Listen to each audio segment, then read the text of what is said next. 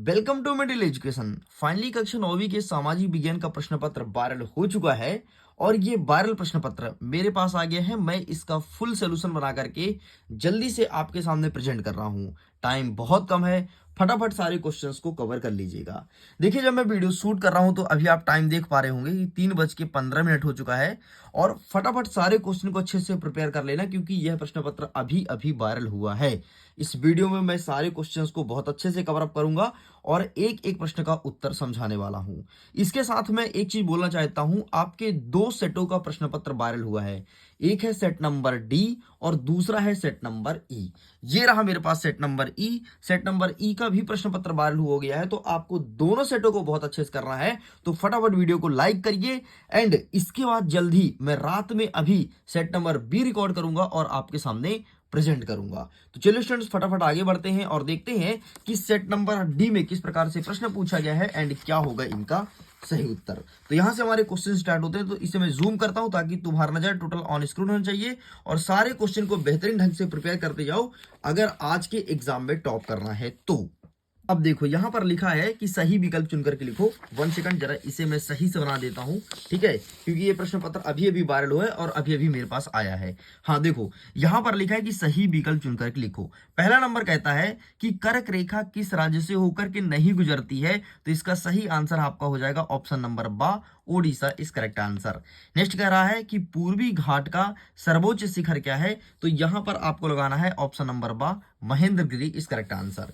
Next कह रहा है कि सिंपली पाल जीव मंडल निश्चय कौन से राज्य में स्थित है, तो इसका सही आंसर आपको लगा देना है। यहां पर पंजाब, दिल्ली, ओडिशा, पश्चिम बंगाल लिखा है, तो इसका सही आंसर आपका ओडिशा हो जाएगा। नेक्स्ट कह रहा है कि भारत में मानसून का आगमन निम्नलिखित में से कब होता है, मतलब हमारे यहाँ मानसून कब आता है, तो इसका सही आंसर लगाएंगे आप जून के आरंभ में। आगे बढ़ते हैं। नेक्स्ट कह रहा है कि लोकतंत्र जनता के लिए जनता के द्वारा जनता का शासन है, उपरोक्त कथन किसका है, तो यह कथन है अब्राहम लिंकन का। आगे बढ़ते हैं। नेक्स्ट कह रहा है कि 6वां नंबर, भारतीय खाद्य सुरक्षा अधिनियम कब पारित किया गया था, तो ये 2013 में पारित किया गया था। इस प्रकार से ये सारे क्वेश्चन आपको बेहतरीन ढंग से प्रिपेयर करना है। सेम क्वेश्चन देख लीजिए, इंग्लिश में अवेलेबल है। अगर आप इंग्लिश मीडियम के स्टूडेंट हैं तो सारे क्वेश्चन को बढ़िया इंग्लिश में तैयार कर लीजिए। चलो आगे बढ़ते हैं फटाफट। नेक्स्ट क्वेश्चन हमारा कह रहा है प्रश्न क्रमांक 2, रिक्त स्थान की पूर्ति करो। पहला नंबर कहता है कि भारत डैश डैश डैश गोलार्ध में स्थित है और ये प्रश्न रहेगा टोटल आपके 6 नंबर का। तो भारत किस गोलार्ध में स्थित है, तो भारत जो है वो आपके उत्तरी गोलार्ध में स्थित है, तो यहां पर आपको लिखना है उत्तरी गोलार्ध। नेक्स्ट कह रहा है 2011 की जनगणना के अनुसार भारत का जनसंख्या घनत्व डैश डैश डैश है, तो भारत का जनसंख्या घनत्व कितना है, 382 व्यक्ति 382 व्यक्ति वर्ग किलोमीटर, ठीक है, प्रति वर्ग किलोमीटर, प्रति एंड यहां पर आपको लिखना वर्ग किलोमीटर, इतना है इसका घनत्व। नेक्स्ट कह रहा है द सोशल कॉन्ट्रैक्ट रचना डैश डैश डैश की है, तो ये रूसो की रचना है, ठीक है, रूसे की। नेक्स्ट हमारा कह रहा है हिटलर की पुस्तक का नाम क्या है, तो हिटलर की पुस्तक का नाम है मीन, यहां पर मैं लिख देता हूं मीन कम्फ, ये उनकी किताब का नाम। नेक्स्ट कह रहा है ये 5वां नंबर कि बस्तर भारत के डैश डैश डैश राज्य में स्थित है, तो यहां पर आपको लिखना है छत्तीसगढ़, ठीक है। और सारे क्वेश्चन को बेहतरीन ढंग से प्रिपेयर कर लो अगर एग्जाम में टॉप करना है। क्यों? क्योंकि यह प्रश्न पत्र अभी अभी वायरल हुआ है। नेक्स्ट कह रहा है आपका 6वां नंबर कि संसद के निम्न सदन को क्या कहते हैं, तो संसद के निम्न सदन को लोकसभा कहा जाता है, तो यहां पर आपको लोकसभा भर देना है। इस प्रकार से ये होता है कंप्लीट। आगे बढ़ते हैं। सेम क्वेश्चन इंग्लिश में अवेलेबल है। अगर आप इंग्लिश मीडियम के स्टूडेंट हैं तो सारे क्वेश्चन को इंग्लिश में देख लीजिए। आगे बढ़ते हैं। प्रश्न क्रमांक 3 कह रहा है कि सही जोड़ी बनाइए। एक साइड दिया है कॉलम आ और दूसरी साइड दिया है कॉलम बा। कॉलम आ से कॉलम बा को मैच करना है। पहला नंबर कहता है कि सर्वाधिक जनसंख्या वाला राज्य, ठीक है, तो यहां पर हम देख लेते हैं। तो यहां आपको लगाना है उत्तर प्रदेश, तो ये हो जाएगा आपके पहले का उत्तर। नेक्स्ट हमारा क्या कह रहा है, दूसरा प्रश्न कह रहा है कि वर्साई की संधि कब हुई थी, तो ये हुआ था 28 जून 1919 को, तो यहां पर आपको लगा देना है, ये रहा दूसरा वाला। चलिए आगे बढ़ते हैं। नेक्स्ट हमारा क्या कह रहा है कि देश का सर्वोच्च कानून क्या हो जाएगा, तो यहां पर आपको लिखना है संविधान, ये हो जाएगा आपका तीसरा नंबर। नेक्स्ट आगे बढ़ते हैं। नेक्स्ट हमारा कह रहा है कि आंग सान सू, तो ये म्यांमार के रहने वाले थे, तो ये हो जाएगा चौथा नंबर। नेक्स्ट कह रहा है कि भूमि मापने की इकाई तो हेक्टेयर हो जाएगा, ये होगा पांचवा नंबर। और रोजगार गारंटी योजना किस योजना में वर्ष का कार्य दिया जाता है, तो 100 दिन का काम मिलता है। इस प्रकार से होता है कंप्लीट। सेम क्वेश्चन इंग्लिश में अवेलेबल है, अगर आप इंग्लिश मीडियम के स्टूडेंट हैं तो सारे क्वेश्चन को इंग्लिश में देख लीजिए।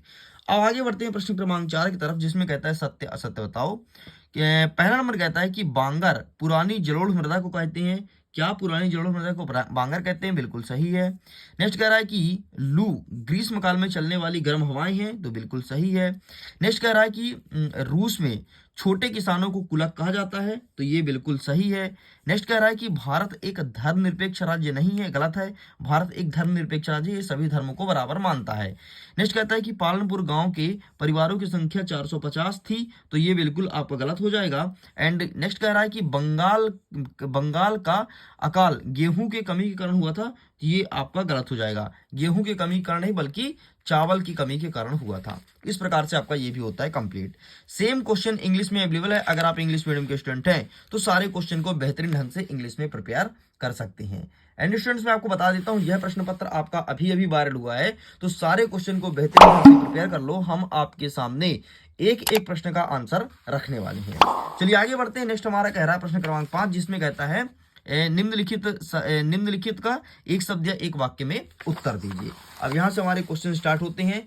हमारा प्रश्न क्रमांक 1 कह रहा है कि हिटलर के गुप्तचर राज्य पुलिस का क्या नाम था? तो यहां पर तुमको लिखना है सिंपल सा गेस्टापो, बस इतना लिख के कंप्लीट करेंगे। नेक्स्ट हमारा कह रहा है कि पॉलिटिक्स के रचयिता कौन थे? तो यहां पर आपको लिखना है अरस्तु। पॉलिटिक्स के रचयिता कौन थे? तो अरस्तु थे। नेक्स्ट कह रहा है कि आचार संहिता क्या है? तो सिंपल सा यहां पर आपको लिखना है कि चुनाव के समय लागू होने वाला नियम या कानून या समूह आचार संहिता कहलाता है। तो चुनाव के समय लागू होने वाला नियम या कानून। नेक्स्ट कह रहा है कि बहुविधि फसल प्रणाली क्या है? तो ये इसका मतलब होगा कि एक ही खेत में एक वर्ष में अधिक फसल का उपज करना, इसे कहते हैं बहुविधि फसल प्रणाली। नेक्स्ट हमारा कह रहा है कि जन्म दर किसे कहते हैं? तो प्रति 1000 बच्चों में से कितने बच्चे जीवित हैं, ये आपका जन्म दर कहलाएगा। नेक्स्ट कह रहा है कि बफर स्टॉक क्या है? तो सरकार द्वारा संग्रहित अनाज का भंडार ही बफर स्टॉक कहलाता है। इन सब का पीडीएफ दिया जाएगा, पीडीएफ का लिंक डिस्क्रिप्शन बॉक्स में है, जाइए जाकर के जल्दी से डाउनलोड कर लीजिए, ताकि आपके पास एक साथ पेपर और उत्तर आ जाए।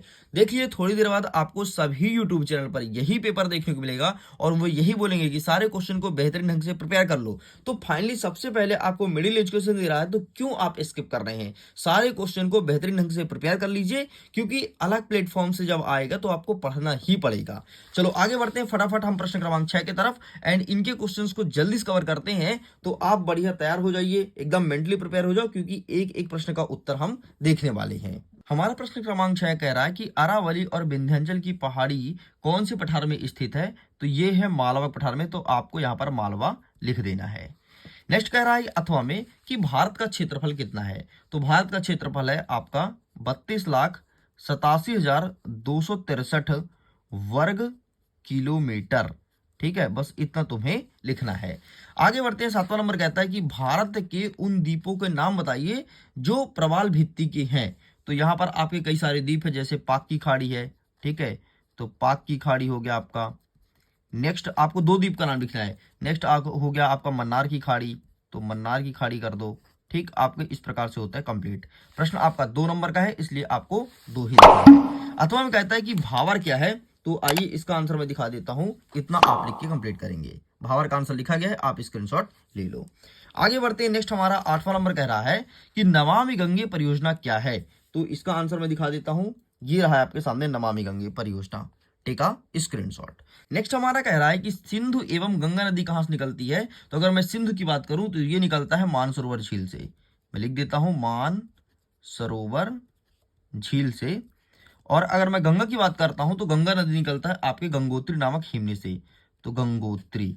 और मैं फिर से बोलूंगा, सारे क्वेश्चन को अच्छे से प्रिपेयर कर लो, क्योंकि थोड़ी देर बाद यही प्रश्न पत्र आपको विभिन्न प्रकार के यूट्यूब चैनल पर देखने को मिलेगा, क्योंकि यह वायरल हो चुका है। और थोड़ी देर बाद आप देखिएगा सब लोग आपसे ये बोलेंगे कि इसको पढ़ लो, इसको पढ़ लो, यही आएगा यही आएगा। तो सबसे पहले अगर मिडिल एजुकेशन प्रोवाइड करा है तो आपको सारे क्वेश्चन को बेहतरीन ढंग से प्रिपेयर कर लेना चाहिए। तो यहाँ पर आपको लिखना है गंगोत्री हिमनी। आगे बढ़ते हैं, नेक्स्ट कह रहा है प्रश्न क्रमांक 9। 9वां नंबर कहता है कि कोरियोसिक बल किसे कहते हैं, ये प्रश्न पूछा गया है। तो ये रहा आपके सामने कोरियोसिक बल। ठीक, आप इसका स्क्रीनशॉट ले लो।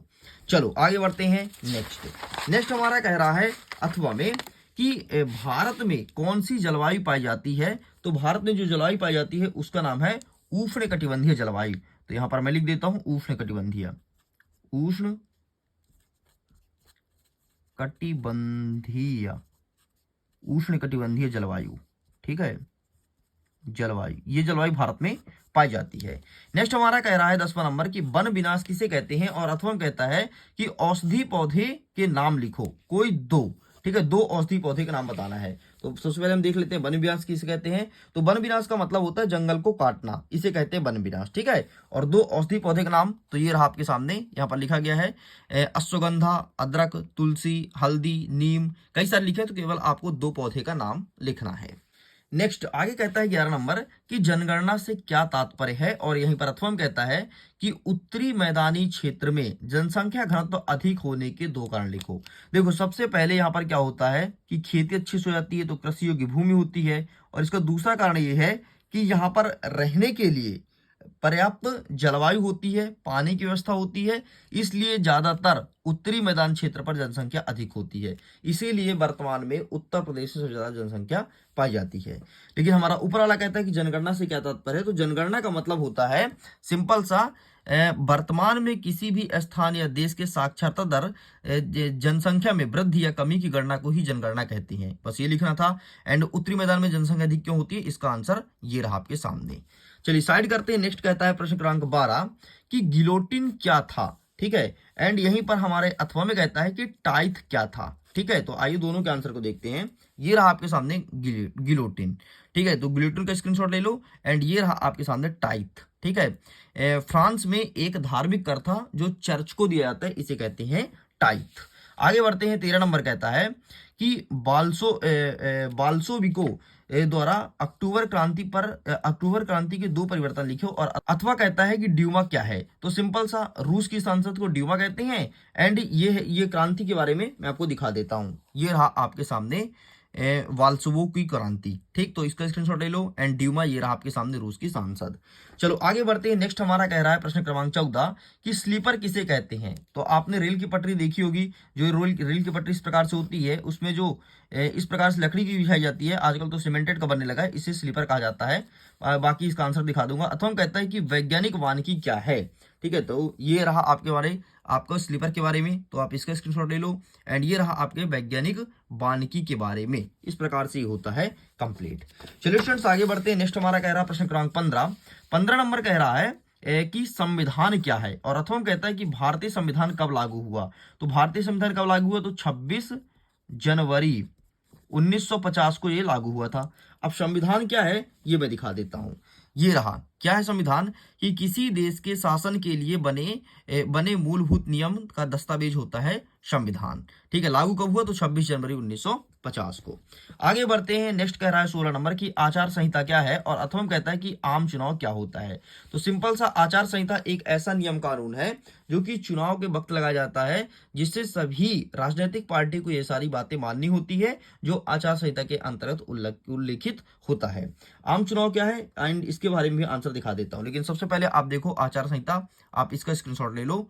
ठीक है, क्या लिखा है कि आचार संहिता नियमों का एक समूह है जो किसी व्यक्तिगत पार्टी या संगठन के मानदंडों, नियमों और जिम्मेदारियों या उचित प्रथाओं को रेखांकित करता है। एंड ये रहा आपके सामने आम चुनाव टेका स्क्रीनशॉट। चलिए आगे बढ़ते हैं। नेक्स्ट हमारा 17 नंबर कह रहा है कि अधिकार क्या है। एंड अथवा कहता है कि लोकतंत्र क्या है। मैं आपको फिर से बोलूंगा कि इस प्रश्न को बहुत अच्छे से प्रिपेयर कर लेना, क्योंकि वायरल है और 100% आपके एग्जाम में देखने को मिलेगा। 100 100% मतलब 100% देखने को मिलेगा। और यहाँ पर जो क्वेश्चन है सभी सेटों में आना है, क्योंकि सभी सेटों का पेपर लगभग सेम है, कुछ क्वेश्चन में ही अप एंड डाउन किया गया है। चलो आगे देख लेते हैं अधिकार क्या है। तो ये रहा आपके सामने अधिकार क्या है, तो आप इसका स्क्रीनशॉट ले लो। एंड नेक्स्ट आपका क्या कह रहा है, लोकतंत्र, तो ये रहा आपके सामने, आप इसका भी स्क्रीनशॉट ले लीजिए। चलो आगे बढ़ते हैं। नेक्स्ट हमारा 18 नंबर कह रहा है कि चरवाहे जंगल के आसपास क्यों रहते थे, ये प्रश्न पूछा गया है। और अथर्वम कहता है कि आधुनिक विश्व में चरवाहे ने बदलावों का सामना कैसे किया, ये प्रश्न पूछा गया है। तो ये रहा सबसे पहले जंगल के आसपास क्यों रहते थे, आप इसका फोटो खींच लो। एंड ये रहा आपके सामने चरवाहा का नेक्स्ट प्रश्न का उत्तर। ठीक है, बदलाव कैसे किया तो आपके सामने रखा गया है। ये सारे क्वेश्चंस अब 3 नंबर की स्टार्ट हो गए, ध्यान से सुन लो। नेक्स्ट हमारा 19 नंबर कहता है कि लोकतंत्र की विशेषता बताइए। प्रश्न आपके 3 नंबर का है, तो आपको कितनी विशेषता लिखनी है, 3 विशेषता लिखनी है, ध्यान देना है। नेक्स्ट अथर्वम कहता है कि लोकतंत्र बेहतर शासन प्रणाली क्यों है, समझाइए। तो ये रहा आपके सामने सबसे पहले लोकतंत्र की विशेषता। टेक अ स्क्रीनशॉट, यहां पर लिखोगे भारत का लोकतंत्र लिखित संविधान पर आधारित है। दूसरा, भारत का लोकतंत्र समानता के सिद्धांत पर आधारित है। तीसरा, भारतीय लोकतंत्र में अभिव्यक्ति की आजादी है। बस इतना लिख के कंप्लीट करेंगे। एंड ये रहा उसके अथवा वाला आंसर। चलो आगे बढ़ते हैं। नेक्स्ट हमारा 20वां नंबर कह रहा है कि आर्थिक एवं गैर आर्थिक क्रियाओं में अंतर लिखो। ठीक है, तो ये रहा आपके सामने आर्थिक क्रियाएं। ठीक है, एंड यहीं पर ये लिखा है गैर आर्थिक क्रियाएं, तो ये तुम्हें लिख करके चले आना है। लेकिन किस कैसे फॉर्मेट लिखोगे, आपको अंतर पूछे ना, तो अंतर का फॉर्मेटिंग आपका यही होना चाहिए, ध्यान रखिएगा।